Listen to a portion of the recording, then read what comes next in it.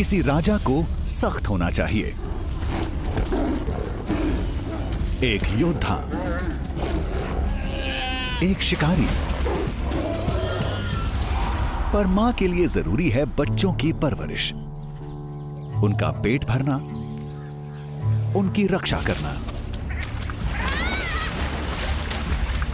Female tigers के लिए जरूरी होता है इलाके जीतना और उनमें अपनी ब्लड लाइंस को सुरक्षित रखना।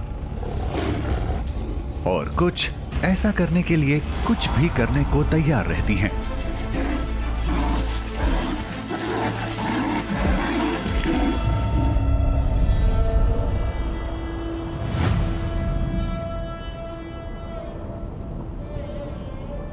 ये है महाराष्ट्र, भारत के बीच में बसा प्रदेश। यहां रही है राजाओं और रानियों की विरासत। पर शाही शासक तो आते जाते रहते हैं। आज यहां बादशाहत उनसे अलग तरह की है। अब यह इलाका ताल्लुक रखता है बाघों से।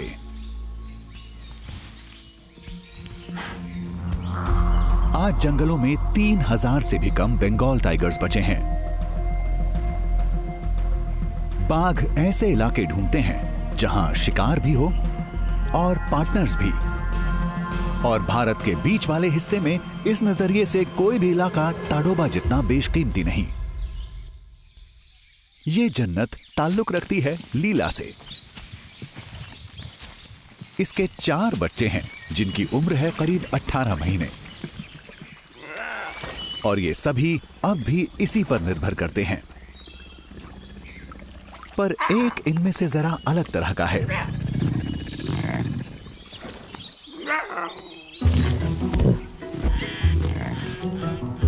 इनमें सबसे छोटी सबसे शरारती भी है। इसका नाम है माया। ये अपने भाई बहनों से ज्यादा हिम्मती भी है और आत्मनिर्भर भी।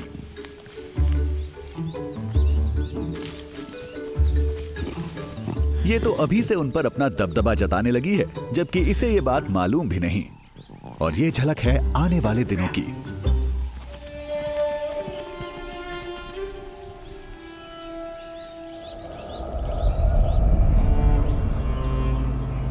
इसकी मां लीला के पास ताडोबा में सबसे बड़ा इलाका है।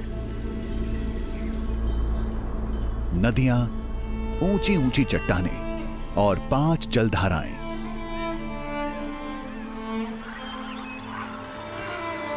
इनकी वजह से यहां दूसरे जीव आते हैं और शिकार भी, जैसे कि स्पॉटेड डियर, गौर और सांबर।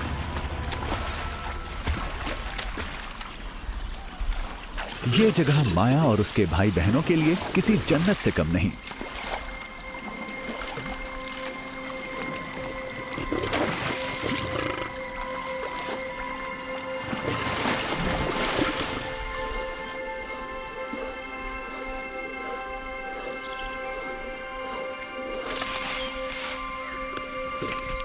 मां लीला इन्हें भरपेट खाना मुहैया कराती है।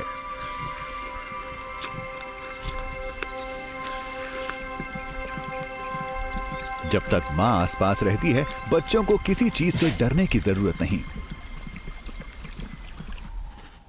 फिर एक दिन ऐसा आया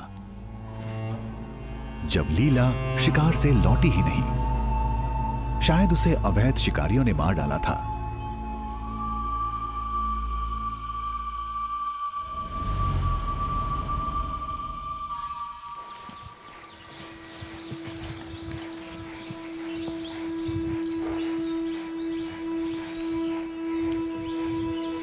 कई दिन तक ये बच्चे यूं ही इधर से उधर भटकते रहे।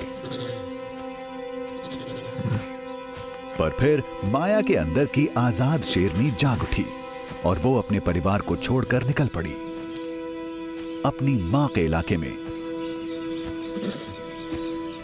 ये कम उम्र की और अकेली है। इसके सामने हैं बड़ी बड़ी चुनौतियां।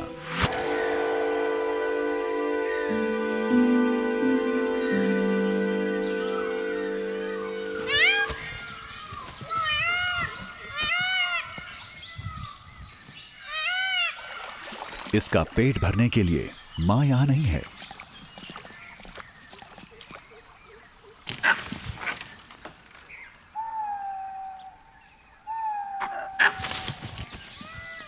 तो इसे दूसरों के मारे शिकार से ही काम चलाना पड़ता है।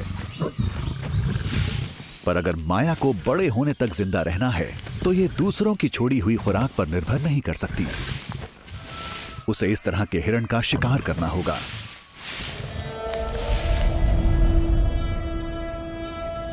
माया कई महीनों तक जंगल में घूमती रहती है।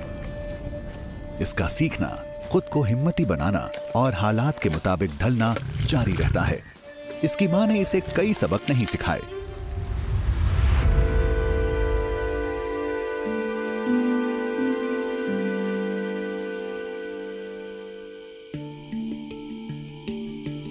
पर माया में जीने का जज्बा है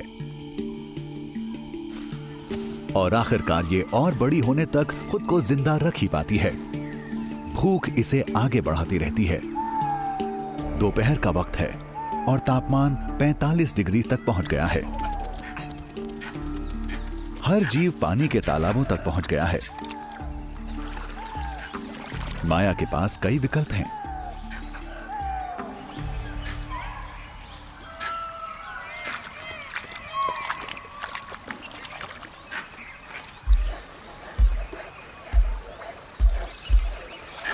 तरकीब यह है कि अपनी दिलचस्पी ज्यादा न दिखाई जाए।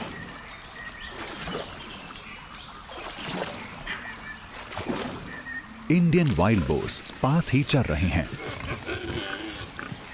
इन्हें जल्दी ही अपनी प्यास बुझाने पानी तक आना होगा।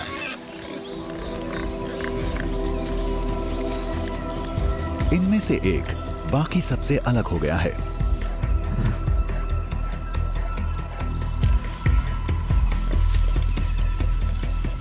कोई बोर यानी जंगली सुअर काफी तगड़ी टक्कर दे सकता है। इसके चाकू जैसे तेज दांत होते हैं। ये किसी सांड जैसा ताकतवर होता है और माया ने इसे कभी पहले देखा भी नहीं।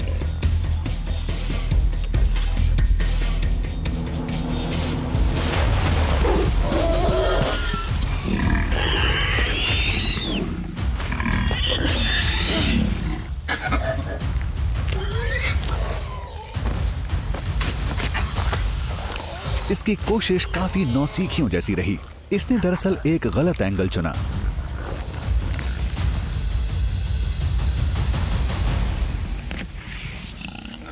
और इसे सुअर को काबू करने में 30 मिनट लग जाते हैं। साफ नजर आ रहा है कि इसे तजुर्बा नहीं है। पर सुअर प्यास की वजह से पस्त हो चुका है। इसे किसी ने नहीं सिखाया कि इसे सुअर का गला दबोचना चाहिए। पर आखिरकार काम बन ही जाता है। इसकी ये जीत कई मायनों में अहम है। इसे खुराक मिल गई, इसका आत्मविश्वास बढ़ा और इसकी मां के इलाके पर इसका दावा भी मजबूत हो गया है।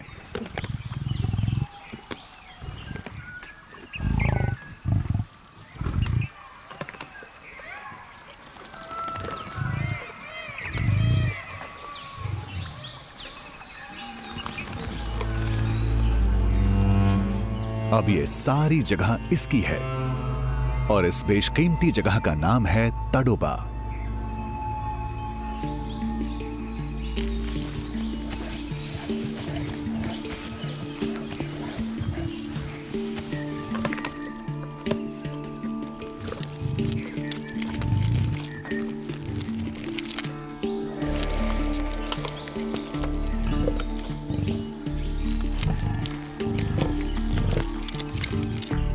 पेट भर खाना खाने के बाद ये बचे खुचे शिकार को छिपा देती है।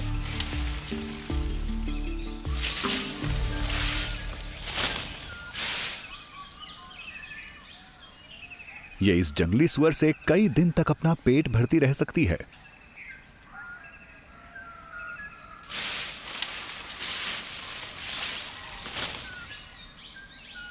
ये पिंजर को अच्छी तरह छिपा देती है ताकि ये सियारों, जंगली कुत्तों और यहां से गश्त लगाते दूसरे बाघों को नजर ना आए।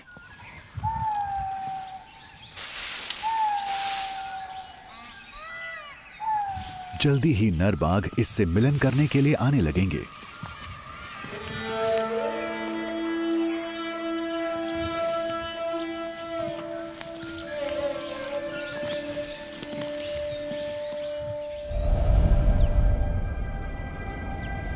मादा बाघ अक्सर अपने इलाकों तक ही सीमित रहती हैं, पर जिन नरों के अपने इलाके आसपास होते हैं वो इधर उधर घूमते हुए अपने जीन्स को फैलाने की उम्मीद करते रहते हैं। इस इलाके पर कोई भी नर अपना दावा ठोकना चाहेगा, क्योंकि यहाँ खूब पानी है और शिकार की भी कोई कमी नहीं।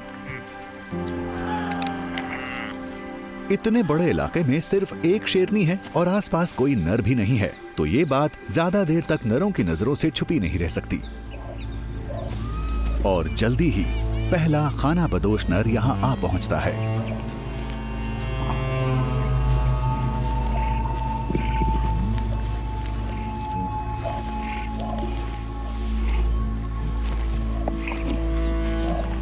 और माया के अंदर के अरमान भी जाग उठते हैं। बच्चों को जन्म देने से इस बादशाहत में इसके कदम और मजबूती से जम जाएंगे, और यही इसका इकलौता मकसद भी है। बाकी का काम इसके हार्मोन्स कर देते हैं।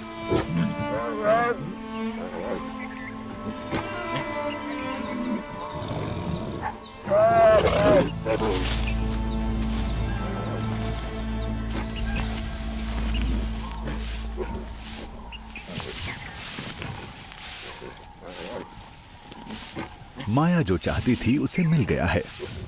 नर मिलन करने के बाद यहां से चला जाता है। अब बच्चों की देखभाल इसे खुद ही करनी होगी।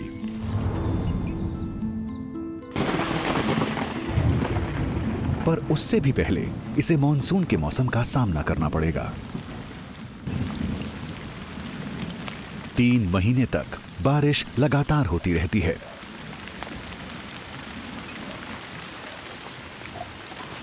इलाके की शक्ल बदल गई है। ज्यादातर जीवों के लिए यहां तक पहुंचना मुश्किल हो गया है। लेकिन फिर बारिश घटने लगती है और जानवर जंगल के अपने अपने आशियाने से बाहर निकलने लगते हैं। माया भी अपनी मांद से बाहर निकल आती है। इसके साथ हैं हाल ही में पैदा हुए इसके 2 बच्चे। तड़ोबा पर अपना दावा जताने के सिलसिले में ये इसकी एक अच्छी शुरुआत है, पर पहली बार मां बनना अपने आप में एक बड़ी चुनौती है। अभी तक तो ये अकेली और आजाद हुआ करती थी। ये शिकार पर जाते समय अपने नन्हे बच्चों को छिपा देती है। इसे इस काम का तजुर्बा नहीं है और यह बात इसके लिए भारी पड़ सकती है।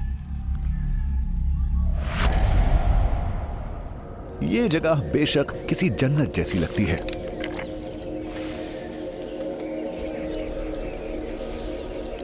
पर मुसीबतें तो जन्नत में भी होती हैं।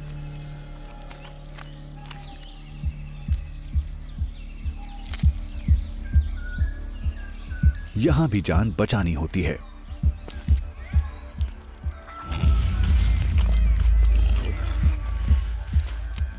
और यहां भी जाने जाती हैं। ये तो जीवन का ताना बाना है।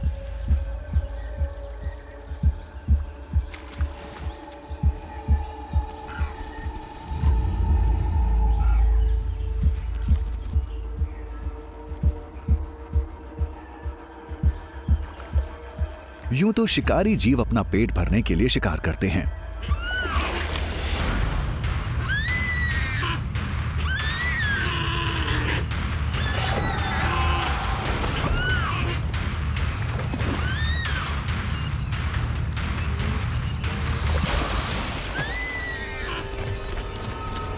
पर यहां शिकारी प्रतिद्वंदियों को भी मार देते हैं।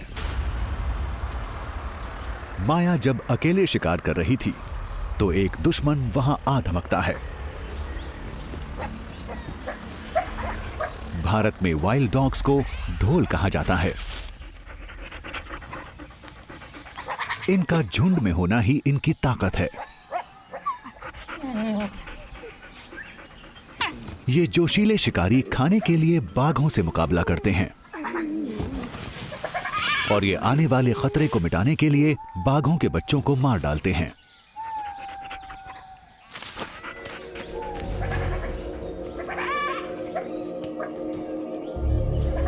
अपनी आदत के मुताबिक माया अकेले ही शिकार ढूंढ रही है।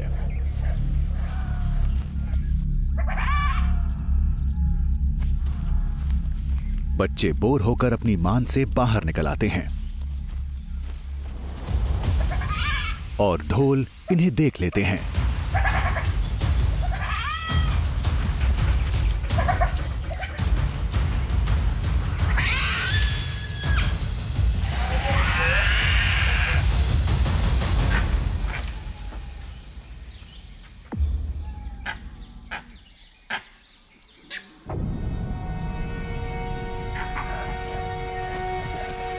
माया जब लौटती है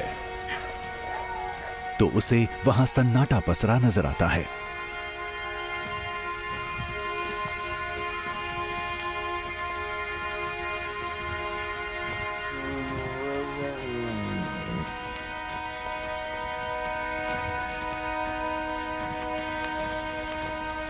दोनों बच्चे गायब हैं।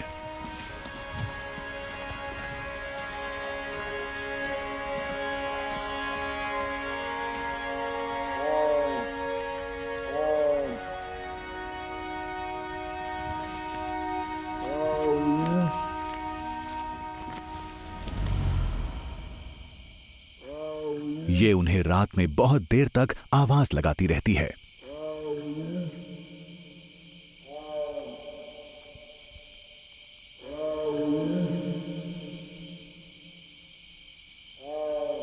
इस कड़वे सच को स्वीकारना मुश्किल है।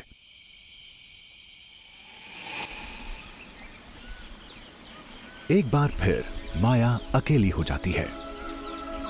ये मां बनी, लेकिन सिर्फ नाम को। ये एक रानी भी है, इसकी एक बादशाहत भी है, पर इसका वंश नहीं है।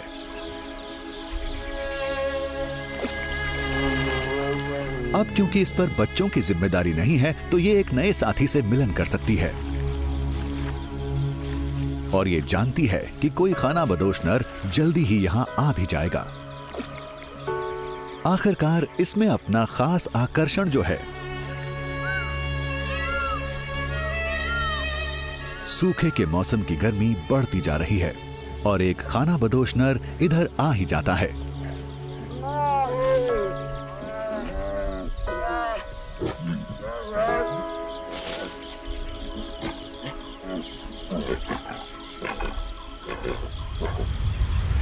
मौसम में बदलाव आने लगा है तो माया फिर से जंगल में लौट जाती है। जल्दी ही हर कोई आशियाना ढूंढता नजर आएगा। हवा की रफ्तार तेज हो जाती है, उसमें नमी भी बढ़ने लगती है और फिर मॉनसून दोबारा लौट आता है।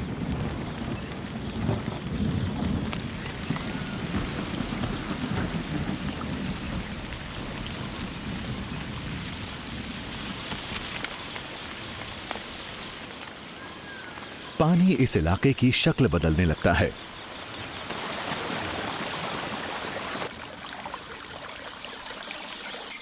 एक मोर मिलन से पहले कमाल का डांस दिखाने लगता है। हवा में जैसे फिर से एक नई जान पड़ जाती है। हर कहीं पानी नजर आने लगता है और बाघों को यह सब बहुत अच्छा लगता है। तापमान रोजाना 40 से 50 डिग्री के बीच पहुंचने लगा है, तो ऐसे में पूरे मध्य भारत में ही पानी बंगाल टाइगर्स को नहाने से जुड़ा सुकून मुहैया कराने लगता है।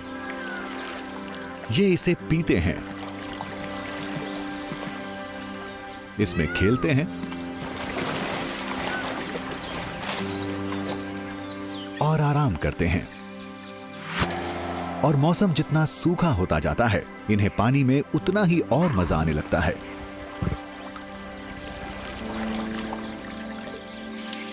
जब इलाके में पानी कम होते ही इधर उधर जाना मुमकिन होने लगता है, तो माया के नए जन्मे बच्चे दिखाई देते हैं।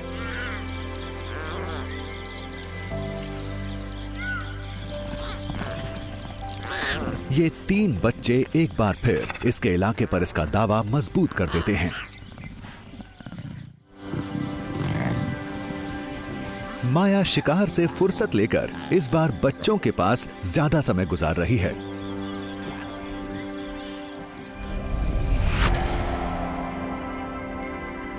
और जल्दी ही ये बच्चे उसकी बढ़िया परवरिश की वजह से 6 महीने के हो जाते हैं। इनकी जिंदगी मजे में गुजर रही है। ये आपस में खूब खेलते हैं और इन्हें भरपूर खुराक भी मिल रही है।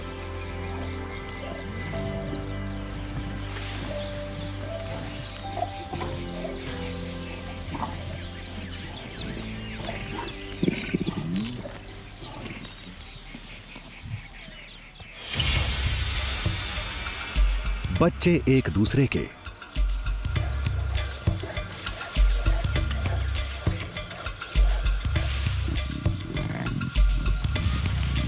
यहां तक कि अपनी मां के पीछे भी भागते रहते हैं।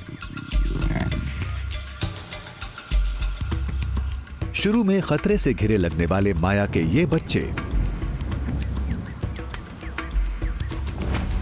धीरे धीरे अब खतरनाक होते जा रहे हैं। ये तो अब अपने हमलों की प्रैक्टिस भी करने लगे हैं। पर चाकू जैसे तेज इनके नाखून अंदर को सिमटे रहते हैं।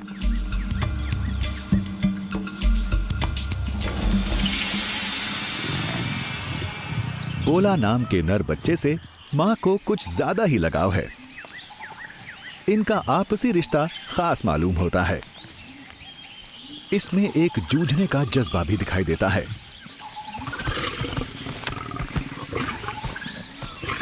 बच्चों की जिंदगी मजे में कट रही है। माया इन्हें अच्छी तरह खिलाती पिलाती जो है। लेकिन अगर इसके बच्चों को एक दिन इसकी बादशाहत पर राज करना है तो इन्हें अपनी मां की ही तरह अपना पेट खुद भरना सीखना होगा।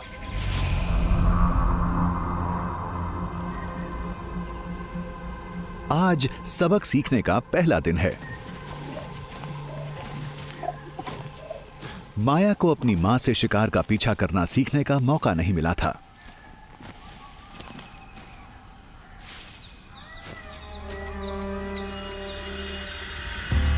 इंडियन बाइसन या गौर का एक झुंड पानी की तरफ बढ़ रहा है। बच्चे बहुत ध्यान से देख रहे हैं। माया एक टारगेट को चुन लेती है। एक नर बाकी झुंड से अलग हो गया है।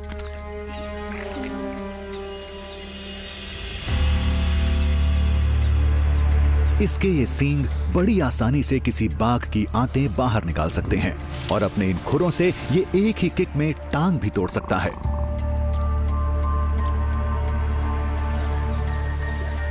गौर का वजन 1 टन से भी ज्यादा होता है, पर बाघ के इन बच्चों को तो कोई चुनौती चाहिए।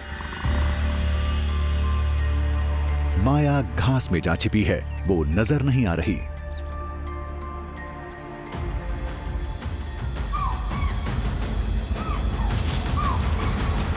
इसने शिकार शुरू कर दिया है और गौर की जांघ पर काट दिया है, पर यह अब भी जिंदा है। अब माया बच्चों को आवाज लगाती है। बाकी का काम उन्हें खत्म करना होगा। मेहनत वाला काम बोला निपटा देता है। इसके केनाइन्स की लंबाई 7 सेंटीमीटर से भी ज्यादा तक हो सकती है। इनका इस्तेमाल ये गर्दन को काटने या किसी मेन आर्टरी को पंक्चर करने के लिए करेगा। इसके दांतों में मौजूद प्रेशर सेंसर्स इसे बताएंगे कि काटने के लिए सबसे अच्छी जगह कौन सी है। बच्चों को भरपेट खाना मिल जाता है। बाघ पूरी तरह मांसाहारी होते हैं। ये सिर्फ मांस ही खा सकते हैं और ये अपनी खुराक तभी तक आपस में बांटते हैं जब तक ये छोटे होते हैं। वयस्क एक बार में 27 किलो तक मांस खा लेते हैं। ऐसी भरपूर खुराक के बाद अब इन्हें 1 हफ्ते तक कुछ खाने की जरूरत नहीं पड़ेगी। माया का मकसद पूरा हो गया है, तो अब ये पानी में तैरने के लिए निकल जाती है और बच्चों का पेट भी भर गया है, तो ये भी पीछे पीछे हो लेते हैं। माया इस इलाके पर अपनी पकड़ मजबूत करती जा रही है। इसके बच्चे एक दिन इसके इलाके पर अपना कब्जा जमा लेंगे। शर्त यह है कि बस ये 6 महीने और जिंदा रह जाएं। यहां से कुछ ही दूरी पर एक बड़ा सा नर तड़ोबा से गुजर रहा है। इसका नाम है मटकासुर और इसकी नजर माया के साम्राज्य पर है। इसका वजन 225 किलो है और यह जवान है।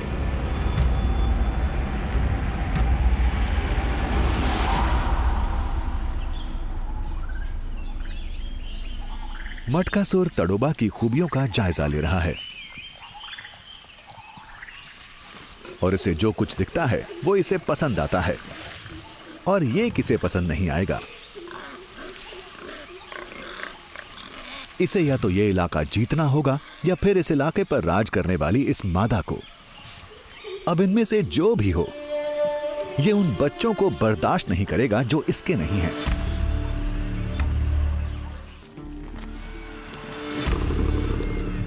मटकासुर करीब आता जा रहा है।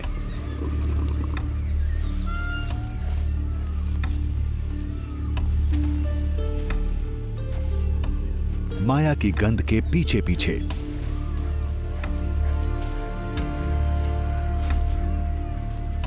बच्चों के अब भी इसके आसपास होने की वजह से यह कुछ खास खुश नजर नहीं आ रहा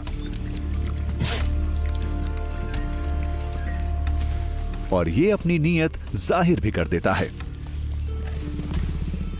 इसे तो बस रानी और उसकी बादशाहत चाहिए। पर माया को अपनी ओर बढ़ते इस खतरे का अंदाजा नहीं है। ये अपने इलाके में गश्त लगा रही है और इसका ध्यान अपने बच्चों की भूख को मिटाने पर ही लगा हुआ है। ये उन्हें छोड़कर चली जाती है।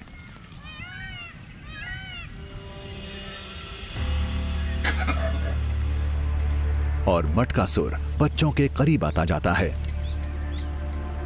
सबसे बड़ा खतरा बोला है।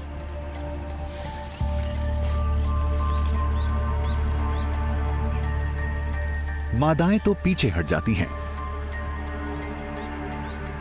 पर बोला में अपनी मां का हिम्मत न हारने वाला जज्बा है।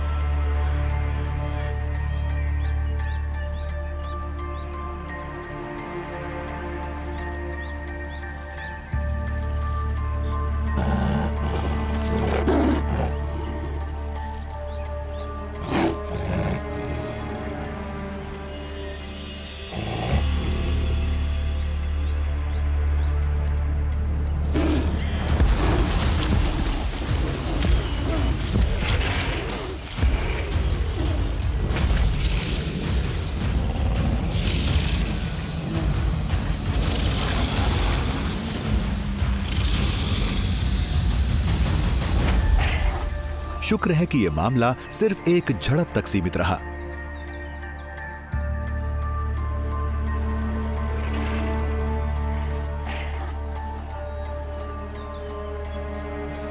बोला की जान बच जाती है, पर उसे यहां से जाना पड़ता है।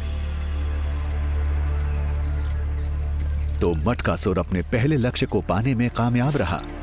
बच्चे यहां से भाग जाते हैं और ये यहां आराम से पानी में बैठ जाता है। जब मां वापस लौटती है तो उसे वहां सन्नाटा पसरा नजर आता है। एक बार फिर उसे यहां बस एक घुसपैठिए की गंध मिलती है।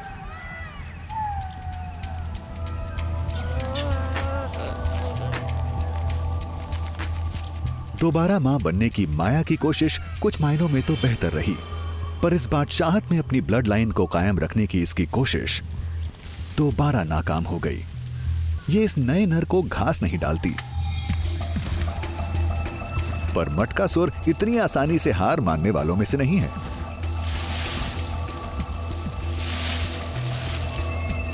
ये इस इलाके पर अभी से अपना दावा जताने लगा है और ये जहां तक जाता है अपनी गंध फैलाता जाता है।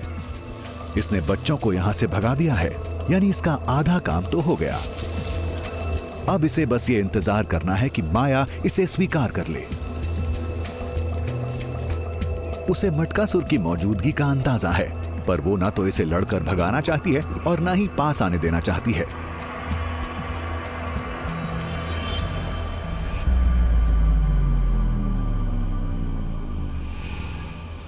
लेकिन फिर जिंदा रहने का इसका जज्बा इस पर हावी हो जाता है।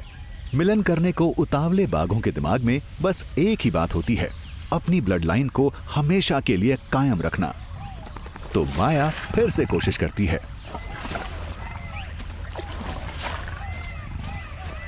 उम्मीद है कि इस बार हालात अलग तरह के होंगे।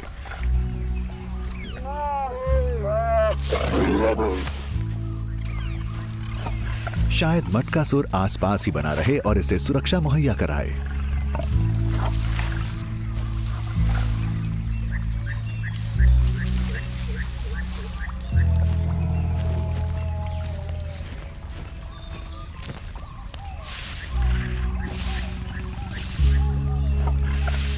और वाकई दूसरे नरों से उलट ये यहीं टिका भी रहता है।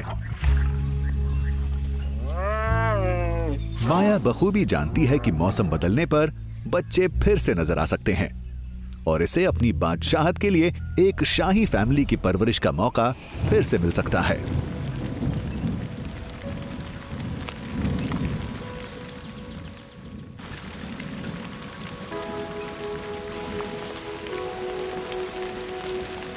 बारिश हमेशा अपने साथ राहत लाती है और नई जिंदगी भी।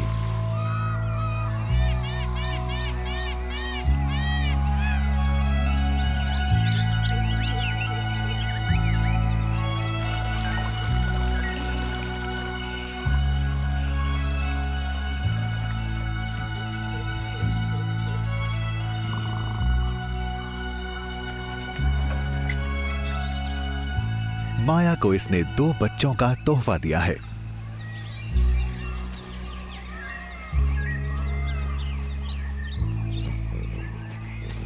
इसके ये बच्चे इसके पहले वाले बच्चों से एकदम अलग तरह के हैं। इलाके की हिफाजत के लिए मटकासुर मौजूद है, तो अब ये पूरा दिन बच्चों के साथ बिता सकती है और ये सुकून इसे पहले कभी हासिल नहीं था। बच्चों को तवज्जो की जरूरत होती है, जो इसकी सबसे पहली प्राथमिकता है। बाघ प्रजाति में पिता अक्सर बच्चों को बर्दाश्त नहीं करते, पर मटकासुर के साथ ऐसा नहीं है। बच्चे इसे पसंद हैं। इन बच्चों की वजह से इसे इस बढ़िया इलाके और माया की लाई खुराक तक पहुंच हासिल रहती है। पर खतरा इस परिवार की चौखट से कभी दूर नहीं रहता। ढोल फिर लौट आए हैं, पर इस बार माया इनसे एक कदम आगे है। ये एक बार फिर अपने बच्चों को इनका शिकार नहीं बनने देगी।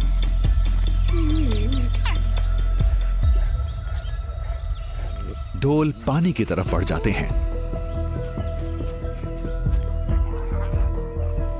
और माया भी। बाघ के ये बच्चे डर महसूस करते हुए यहां से भाग जाते हैं।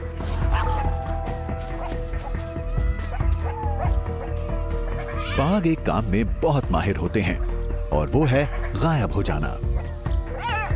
तो अब ढोल यहां बेफिक्र हैं।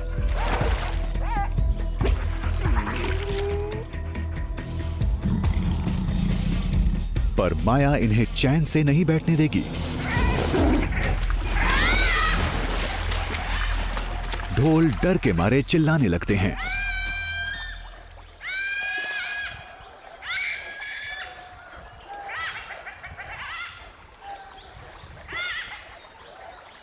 अब कोई भी माया के परिवार को उससे छीन नहीं पाएगा।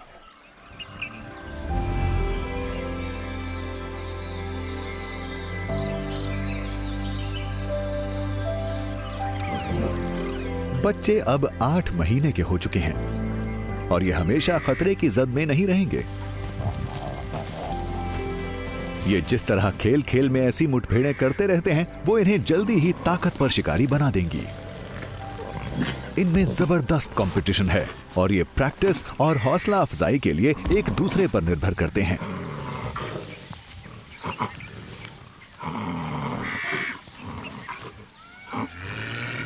हर माँ जानती है कि बच्चों की परवरिश में वक्त जैसे पंख लगाकर उड़ता है।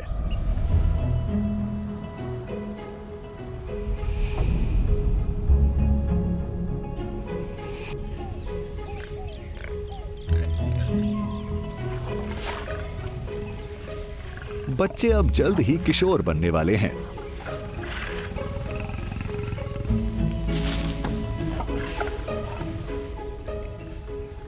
पर इन्हें अब भी कुछ और सबक सीखने हैं। माया अब खुद कम शिकार करती है ताकि ये बच्चे शिकार करना सीख जाएं।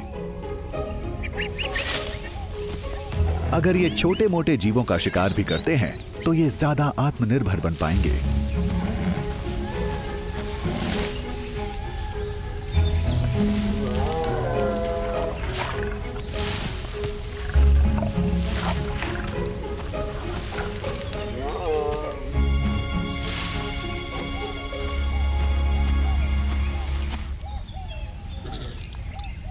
मटकासुर थोड़ा सुस्त हो गया है और अब पहले की तरह मदद नहीं करता। पर इसके बावजूद इस बादशाहत में शांति बनी हुई है।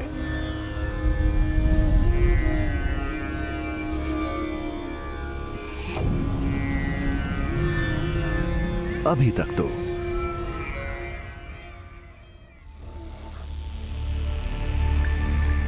एक स्लॉथ बेयर और उसका बच्चा टहलते हुए माया की बादशाहत में आ गए हैं। स्लॉथ बेयर्स और टाइगर्स का अक्सर एक दूसरे से आमना सामना नहीं होता। इनकी खुराक एक सी नहीं होती तो इनमें उसे लेकर कोई मुकाबला भी नहीं होता। इसलिए बाघ भालुओं को नजरअंदाज कर देते हैं।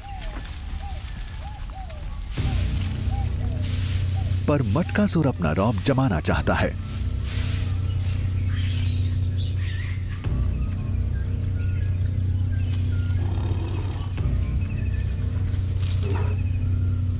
मां भालू अपने बच्चे को छिपाने के लिए पीछे हट जाती है।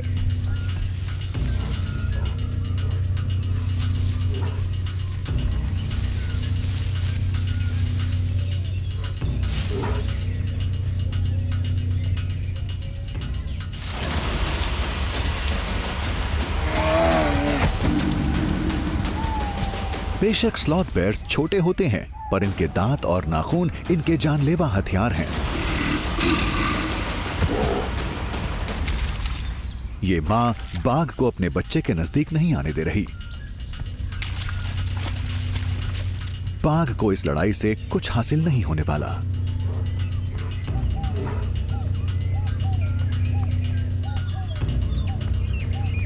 पर इस भालू मां को बहुत कुछ गंवाना पड़ सकता है।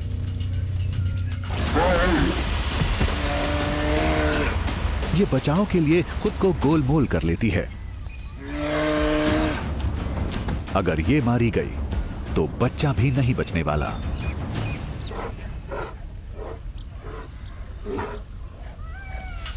घबराया हुआ बच्चा वहां से भाग जाता है। अब मां का लड़ने का जज्बा उभर आता है। ये बच्चे को बचाने की पूरी कोशिश करेगी। दरांती जैसे इसके नाखून 7 सेंटीमीटर लंबे हैं और ये बाघ के चेहरे में गहरे सुराख बना सकते हैं। मटकासुर इसका दम घोंटने की पूरी कोशिश कर रहा है, पर उसकी पकड़ छूट जाती है।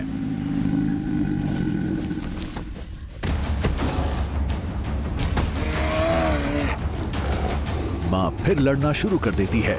ये इतनी आसानी से हार मानने वाली नहीं है।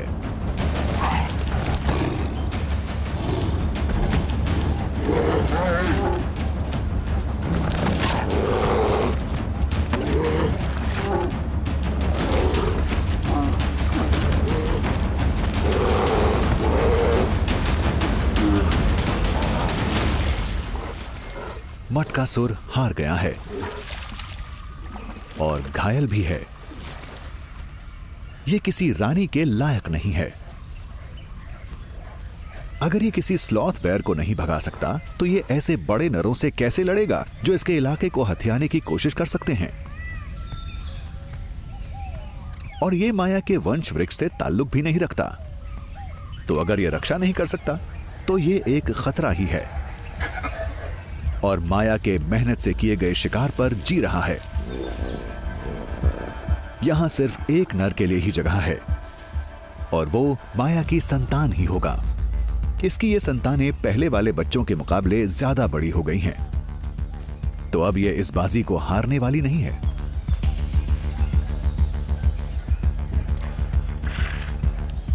लिहाजा मटकासुर को यहां से जाना होगा। अगर माया के बच्चों को इसकी बादशाहत पर राज करना है तो यह माया के लिए आखिरी चुनौती है।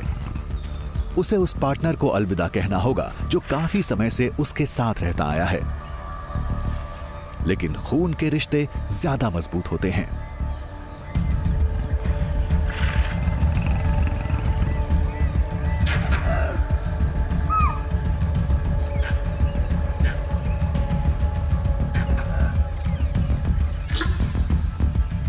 हालांकि इसकी उम्र ज्यादा हो गई है, पर इसे उस नर के साइज और उसकी ताकत का ख्याल रखना होगा।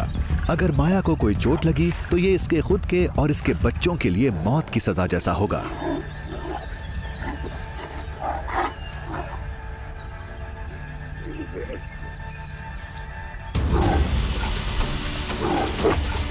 बच्चे अपनी मां को बहुत ध्यान से देख रहे हैं।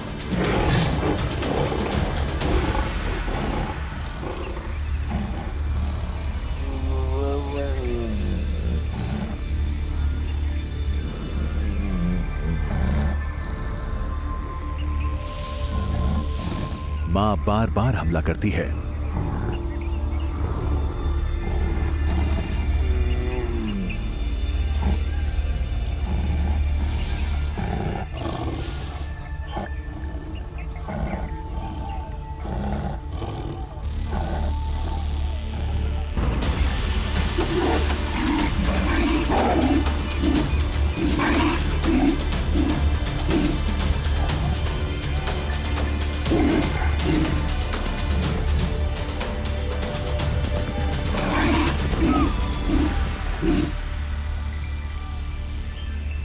उसके हाव भाव से जाहिर हो जाता है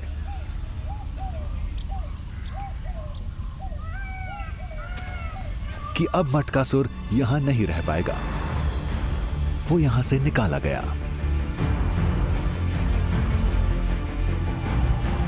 इस तरह माया अपने इलाके और अपने बच्चों को अपने कब्जे में रख पाती है, यानी तडोबा की बादशाहत सही शासकों के पास है।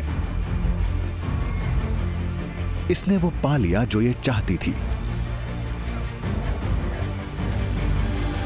इसके बच्चे और इसकी विरासत अब सुरक्षित है।